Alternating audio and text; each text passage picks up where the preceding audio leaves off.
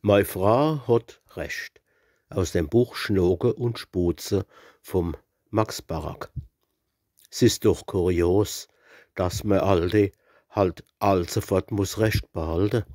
Wann die mo was secht, hat se beim Teufel recht. Heit moje fri, wie ich aufsteh und nach'm Wetter draußen seh, sag ich, heit gibt's n Hesetag, wer weiß, Fra, was der bringen mag. Na, secht mei Fra do, was des is, des weiß ich schon für ganz gewiss. Der Tag bringt dir, wie jeder Tag, den unser Herrgott geben mag, dein Rausch und mir, wie alle Tag, Spektakel und Verdruss und Schläg.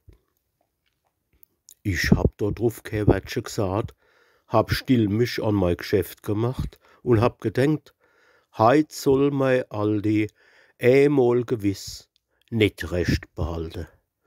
Heit wer ich zeige, was ein Mann, wann er nur will, durchführen kann.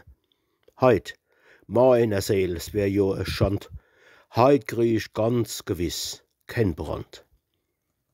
Kurios, der Teufel weiß, trotzdem trag ich jetzt doch mal Spitzel heim. Es ist zwar ein kleines nur vor der Hand, doch bis heut Abend wird's ein Brand bei der Hitz, des weiß ich wohl.